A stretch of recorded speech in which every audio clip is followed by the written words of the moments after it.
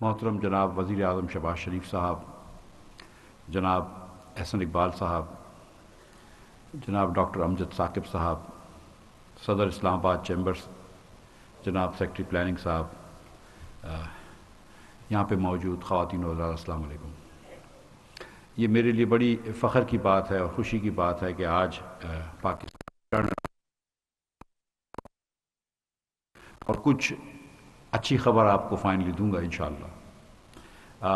آج صبح میں نے ٹویٹ بھی کیا اس کا کہ آج صبح پاکستان حکومت پاکستان کو آئی ایم ایف کی طرف سے ایک MEFP ملا ہے which is memorandum of economic and financial policy,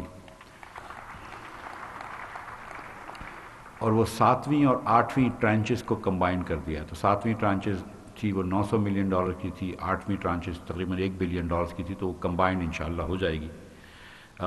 تو یہ ایک خوش آئند بات ہے انشاءاللہ۔ جو دوسری بات میں بتانا چاہتا ہوں کہ جب صبح میں نے وزیر اعظم صاحب کو میسج کیا کہ سر یہ ہو چکا ہے، تو انہوں نے یہ جواب دیا اور میں یہ آپ کو پڑھ کے سنانا چاہتا ہوں۔ پہلے انہوں نے لکھا الحمدللہ، پھر انہوں نے لکھا ویل ڈن، اور پھر اس کے بعد انہوں نے لکھا کہ but remember our ultimate goal journey towards self reliance that will be our legacy, کہ یاد رکھو جو ہمارا گول ہے، جو منصب ہے، وہ خود کفالت کی طرف یا اپنے پیروں پہ کھڑے ہونا ہے، اور یہی ہماری لیگیسی ہوگی، اسی سے انشاءاللہ تاریخ ہمیں یاد رکھے گی۔ تو میں وزیر اعظم صاحب کو اس بات پہ مبارکباد دیتا ہوں کہ اللہ کی مہربانی سے آج اس جرنی کی طرف ہم نے پہلا قدم بڑھا لیا ہے، اور ہم انشاءاللہ تعالی پاکستان کو جلد، احسن بھائی نے بات کی ہے ویژن 2025 کی اور ٹرن اراؤنڈ کی، کہ جلد پاکستان کو، ڈاکٹر صاحب جس طرح فرما رہے تھے، پاکستان کو سیلف ریلائنس کی طرف نہ صرف لے کے جائیں گے بلکہ سیلف ریلائنس کر لیں گے۔ اور مجھے اس بات کا یقین ہے کہ اگر 10 سال صرف پاکستان اور سب چیزیں چھوڑ دے اور صرف اکنامک گروتھ کی طرف چلے جائے، انکلوسیو اور سسٹینیبل اکنامک گروتھ کی طرف چلے جائے، تو یہ ہدف حاصل کرنا مشکل نہیں ہے۔ جتنی دنیا میں ممالک ہیں جنہوں نے ترقی کی ہے، اگر جاپان نے کی ہے 1940 اور 50 اور 60 کی دہائی میں، اس کے بعد کوریا وغیرہ نے کی ہے 70 اور 80 کی دہائی میں، چین نے کی ہے 90 کی، اور پہلے اس صدی کی پہلی دہائی میں 10% گروتھ کی ہے انہوں نے 20 سال تک، اور 4 گنا اپنی مڈل کلاس کی انکم بڑھا دی ہے، نیشنل انکم بڑھا دی ہے۔ تو وہ اسی طرح کری تھی کہ سسٹینیبل گروتھ تھی، 10-20 سال کے اندر ایک ملک جو ہے وہ آرام سے مڈل کلاس ہو سکتا ہے۔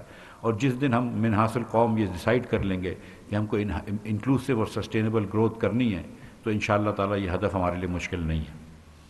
وزیر اعظم صاحب کی تو بڑی لیگیسیز ہوں گی انشاءاللہ تعالیٰ، انفراسٹرکچر ڈیولپمنٹ جو کیا ہے، جو غریبوں کے لیے کام کیا ہے، اس مشکل کے اندر بھی جو فائنینشلی اتنی مشکل تھی، اس میں بھی انہوں نے ایک اسکیم نکالی ہے سستا، جب پیٹرول ہم نے مہنگا کیا کہ سستا پیٹرول اور سستے ڈیزل کے نام سے، جس کے تحت ہم نے 60 لاکھ پاکستانی گھروں کو یہ دعوت دی کہ اپنے آپ کو 786 پہ فون کر کے رجسٹر کرائیں۔ 40 لاکھ لوگوں سے زیادہ فون کر چکے ہیں، 10 لاکھ لوگوں کو رجسٹر کر چکے ہیں۔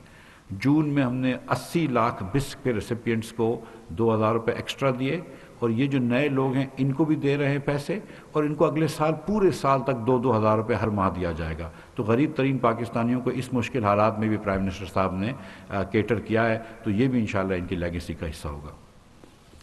اگر مجھے شاید تاریخ اگر کچھ یاد رکھ کرے تو کم از کم یہ یاد کرنی چاہیے کہ سب سے پہلے پاکستان کو جو خطرہ تھا وہ میں نے دیکھا، اور اس کے بارے میں جو بھی اقدامات تھے میں نے کبھی بھی ڈرا نہیں ہوں، میں ہر جگہ جا کے بولا ہے کہ جو بھی مشکل فیصلے کرنے وہ کیے ہیں، اور اللہ کی مہربانی سے وزیر اعظم کی قیادت میں اور اس کولیشن حکومت کی قیادت نے میرا بھرپور سپورٹ کیا ہے، اور انشاءاللہ تعالی اللہ کی مہربانی سے ہم نے جو مشکل فیصلے لینے سے لیے۔ اور کیوں لینے پڑے مشکل فیصلے؟ جب ہم آئے تو پاکستان کو 4 ریکارڈ ڈیفیسٹس کا سامنا تھا، 4 ریکارڈ بجٹ ڈیفیسٹس پاکستان نے کیے تھے پچھلے 4 سالوں میں۔ اس سال بھی 5000 ارب روپیہ جو ہے وہ ہمارا ڈیفیسٹ تھا۔ پچھلے 4 سالوں میں ہم نے 20,000 ارب روپیہ قوم کو مقروض کر دیا، قوم کا قرضہ 20,000 ارب روپے سے بڑھا ہے۔ یہ آپ سب جانتے ہیں کہ میں نے یہ کہا ہے کہ پچھلے 71 سالوں میں، پہلے 71 سالوں میں پاکستان کے 25,000 ارب روپیہ قرضہ لیا گیا، اور پچھلے پونے 4 سالوں میں، 4 سال بھی نہیں، پونے 4 سالوں میں 20,000 ارب روپیہ قرضہ لیا گیا، جو کہ 80% ہے اس قرضے کا جو 71 سالوں میں لیا گیا۔ تو آج جب 2017-18 میں جب ہم چھوڑ کے گئے تھے حکومت، تو تو اس سال ہماری ڈیٹ سروسنگ 1500 ارب روپے تھی، 1499 ارب روپے ٹو بی ایگزیکٹ. آج ہم کو 4000 ارب روپے ڈیٹ سروسنگ کرنی پڑ رہی ہے، کیونکہ ہمارا انٹرسٹ بھی بڑھ گیا ہے لیکن ہماری ڈیٹ ڈبل ہو گئی ہے تقریباً. تو آج ہم کو یہ بھی مشکل تھی. آپ کا جو 4 بڑے بڑے ڈیفیسٹس تھے، تو اب پاکستان اس کا متحمل نہیں ہو سکتا تھا کہ 5واں بھی اتنا بڑا ڈیفیسٹ کرے. دنیا بھی اس کے لیے ریڈی نہیں تھی، آئی ایم ایف بھی ریڈی نہیں تھا، لیکن کوئی اور ادارہ بھی ریڈی نہیں تھا کہ آپ 5-5 ہزار ارب روپے کے ڈیفیسٹس کر رہے ہیں. اور کیا ٹیکس ہے آپ کا؟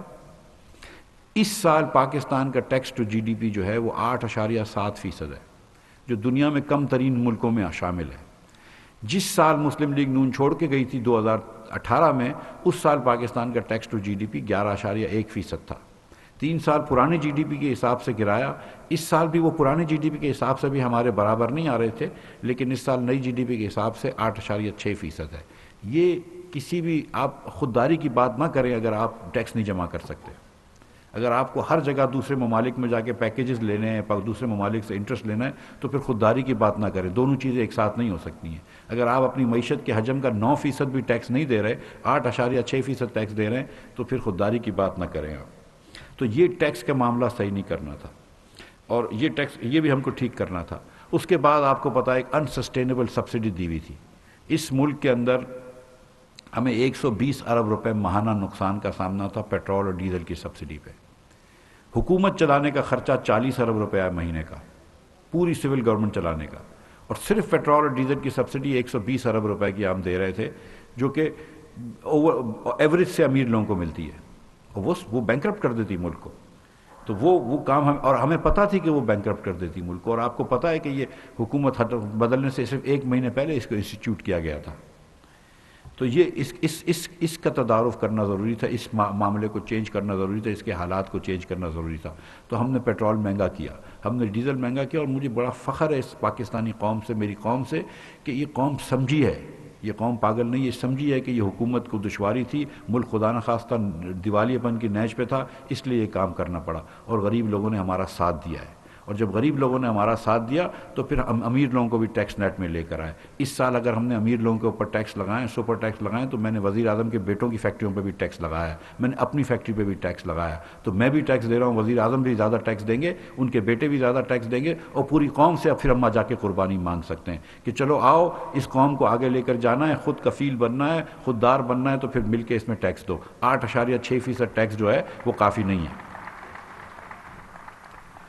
اور ایک بات ہوتی تھی کہ انڈائریکٹ ٹیکسز نہیں لگنے چاہیے، ڈائریکٹ ٹیکسز لگنے چاہیے. ایک زمانے میں ہمارے اوپر بڑی کرٹیسزم ہوتی تھی مسلم لیگ کے اوپر. پھر 4 سال میں ہم نے دیکھا کہ انڈائریکٹ ٹیکسز ہی لگتے رہے. ہم نے ڈائریکٹ ٹیکسز لگائے، نان انفلیشنری ٹیکس لگائے، اور ہم نے سپر ٹیکس لگایا ہے 4% سے لے کے 10% تک.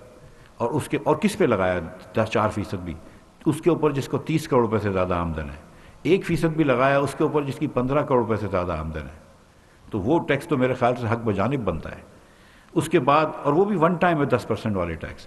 اس کے بعد ہم نے پورے پاکستان کے دکانداروں کو لے کر آ رہے ہیں ٹیکس نیٹ کے اندر. ہم نے ان کو فکس کر دیا بجلی کے بل سے، جو پچھلے ٹیکس تھے اس سے زیادہ کر دیا. انکم اور سیلز ٹیکس کو فکس کر دیا. اور آنے والے دنوں میں بلڈرز کو بھی لے کر آؤں گا ٹیکس نیٹس میں، ریئل اسٹیٹ ایجنٹس کو بھی ٹیکس نیٹ میں لے کے آؤں گا، کار ڈیلرز کو بھی ٹیکس نیٹ میں لے کر آؤں گا، فرنیچر والوں کو سب کو ٹیکس نیٹ میں لے کر آؤں گا. اور میں ابھی اسلام آباد چیمبر کے صدر کو کہہ رہا تھا کہ مشکل نہیں کروں گا، ان کے لیے آسانی ہو جائے گی، فکس ٹیکس ہوگی، لیکن ٹیکس نیٹ میں آنا ہے. اگر آپ نے بات کرنی ہے کہ پاکستان کو خود کفیل بننا ہے، تو پاکستانیوں کو اس کے اندر اپنا حصہ ڈالنا ہوگا، اور امیر پاکستانیوں کو ضرور اپنا حصہ ڈالنا ہوگا. اس سال یہ سب کرنے کے بعد میں آپ کو یہ بتا رہا ہوں کہ ہم ٹیکس اور لیوی کی مد میں 33% زیادہ پیسے لیں گے جو لاسٹ ایئر لیے تھے. I think that is a remarkable achievement. اگر ہم یہ کر لیں کہ جتنے پیسے ہم نے لاسٹ ایئر لیے تھے اس سے 33% زیادہ لیں گے، 1/3 پیسے زیادہ لیں گے انشاءاللہ تعالیٰ. اور ساتھ ساتھ یہ بھی بتا دوں آپ کو کہ جو پرائمری ڈیفیسٹ اس سال 1600 ارب روپے کا تھا. اور میں آپ کو یہ تھوڑی سی سٹوری دے دوں اگر 1 سیکنڈ کے اندر، کہ فروری کے اندر جب 6واں ریویو ہوا تھا IMF کا، تو IMF اور حکومت پاکستان کا ایگریمنٹ تھا کہ 25 ارب روپے کا ڈیفیسٹ ہوگا. پرائمری ڈیفیسٹ صرف 25 ارب روپے کا ہوتا ہے. پرائمری ڈیفیسٹ وہ ہوتا ہے جو ڈیفیسٹ میں سے اگر آپ سود نکال لیں. تو پرائمری ڈیفیسٹ 25 ارب روپے کا ہونا تھا، اور ہوا کتنے کا ہے؟ 1600 ارب روپے کا. 25 ارب کی آپ نے بات کی تھی، اور آپ کی اتنی سلپیجز تھی کہ 1600 ارب تھا. اور جب ہم آئے تو اس سے بھی زیادہ ڈیفیسٹ تھا جس کو ہم نے کم کیا. IMF سے ان کی بات ہوئی تھی کہ اس سال شروع میں بات ہوئی تھی کہ پازیٹیو کرنا ہے، شروع میں بات ہوئی تھی کہ پازیٹیو کرنا ہے، تو ہم پازیٹیو کرنے کی طرف جا رہے تھے۔ اس سال ہم کو پازیٹیو کرنا پڑا، تو ہم انشاءاللہ تعالیٰ اس ڈیفیسٹ کو 2500 ارب کے ڈیفیسٹ 1600 ارب کے ڈیفیسٹ کو 152 ارب روپے کے پازیٹیو میں لے کر آئیں گے۔ یہ 2.5% 2.25% GDP کی ایڈجسٹمنٹ ہے جو کہ آسان نہیں ہوتی ہے، لیکن ہم نے کر لی ہے۔ اب اللہ تعالیٰ کی مہربانی سے پاکستان دیوالیے پن کے خطرے سے نکل چکا ہے، پاکستان آؤٹ آف ڈینجر ہے، کوئی ڈیفالٹ کا اب چانس نہیں ہے۔ حالات پھر بھی مشکل ہیں، ہم کو ایک پاتھ پہ چلنا ہوگا، ہم ادھر زیادہ لبرٹیز نہیں لے سکتے، ڈسپلن میں رہنا ہوگا، لیکن انشاءاللہ تعالیٰ اس ڈسپلن میں رہے تو ہم اپنے مشکل سے نکل گئے ہیں۔ اور یہ نہیں ہے کہ صرف ہم نے مشکل کریٹ کی ہے، ہم نے آسانیاں بھی پیدا کی ہیں۔ فارماسوٹیکل کی انڈسٹری کے یہاں پہ لیڈران بیٹھے ہیں، فارماسوٹیکل کے انگریڈینٹس کے اوپر 17% ٹیکس لگ گیا تھا اور ریفنڈ نہیں مل رہا تھا، ان کے 40 ارب روپے پھنسے تھے، ہم نے کل ان کا اللہ کی مہربانی سے مسئلہ سلجھا دیا۔ ہم نے ساتھ ساتھ تمام ایگریکلچر سیڈز کے اوپر سیلز ٹیکس ہٹا دیا، ہم نے سولر پینلز کے اوپر سیل ٹیکس ہٹا دیا تاکہ ہمارے ملک میں زیادہ سولر پینل آ سکے۔ تو جہاں جہاں مسائل تھے وہاں پہ سولو کر دیے۔ پاکستان کرتا ہے کاٹن سیڈز کے اوپر، دیگر سیڈز کے اوپر ہم نے وہ دیے، ان کو انسینٹیو دیے تاکہ انشاءاللہ تعالیٰ آئل سیڈز یہاں پہ پیدا ہوں، تو اس سے بھی فائدہ ہوگا۔ تو آپ دیکھیں گے کہ آنے والے دنوں کے اندر پاکستان جو ہے وہ اللہ نے چاہا تو بہتری کی طرف جائے گا۔ جو مشکل فیصلے کرنے تھے وہ کیے ہیں، اور اگر آئندہ بھی کوئی مشکل فیصلے کرنے ہوں گے تو ضرور کریں گے۔ ہم ہمیشہ پاکستان کی معیشت کو، پاکستان کی سلامتی کو اپنی سیاست پہ ترجیح دیں گے، یہ ہمارا آپ سے وعدہ ہے، اور انشاءاللہ تعالیٰ کسی مشکل فیصلے سے دریغ نہیں کریں گے، لیکن پاکستان کو انشاءاللہ آگے لے کے جائیں گے۔ اور جو صاحب کی لیگیسی جو پرائم منسٹر چاہتے ہیں کہ پاکستان ایک جرنی پہ سیلف ریلائنس کی ہوگا، اس پہ ہر روز آگے بڑھتے رہیں گے۔ بہت شکریہ آپ لوگوں کا۔